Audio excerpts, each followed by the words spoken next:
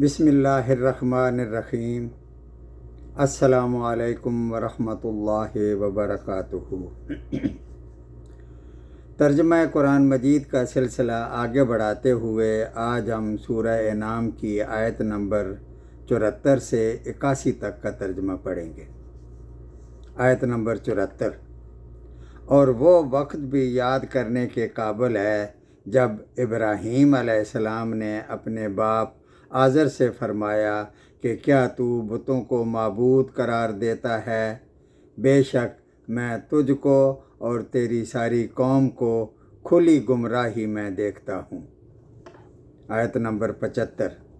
اور ہم نے اس طرح ابراہیم علیہ السلام کو آسمانوں اور زمین کی مخلوقات دکھلائیں تاکہ وہ کامل یقین کرنے والوں میں سے ہو جائیں۔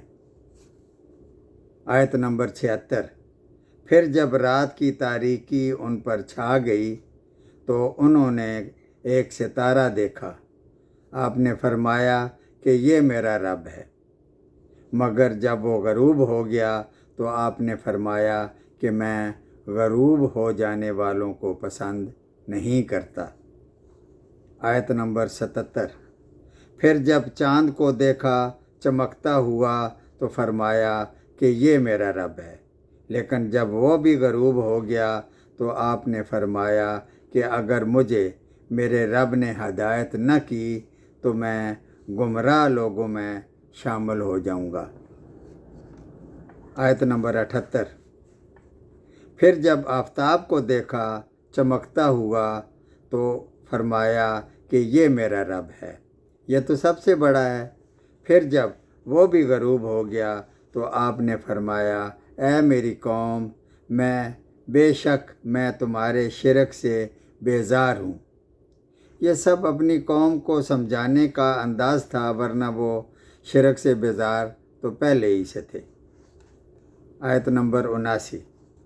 میں اپنا رخ اس کی طرف کرتا ہوں جس نے آسمانوں اور زمین کو پیدا کیا یکسو ہو کر، اور میں شرک کرنے والوں میں سے نہیں ہوں۔ آیت نمبر 80۔ اور ان سے ان کی قوم نے حجت کرنا شروع کیا۔ آپ نے فرمایا کیا تم اللہ تعالیٰ کے معاملے میں مجھ سے حجت کرتے ہو، حالانکہ اس نے مجھے طریقہ بتلا دیا ہے، اور میں ان چیزوں سے جن کو تم اللہ کے ساتھ شریک بناتے ہو نہیں ڈرتا۔ ہاں اگر میرا رب، میرا پروردگار ہی کوئی امر چاہے۔ میرا پروردگار ہر چیز کو اپنے علم سے گھیرے ہوئے ہے، کیا تم پھر بھی خیال نہیں کرتے؟ آیت نمبر 81۔ اور میں ان چیزوں سے کیسے ڈروں جن کو تم نے شریک بنایا ہوا ہے، حالانکہ تم اس بات سے نہیں ڈرتے کہ تم نے اللہ تعالیٰ کے ساتھ ایسی چیزوں کو شریک ٹھہرایا ہے جن پر اللہ تعالیٰ نے کوئی دلیل نازل نہیں فرمائی۔ ان دو جماعتوں میں سے امن کا زیادہ مستحق کون ہے، اگر تم خبر رکھتے ہو؟ صدق اللہ العظیم۔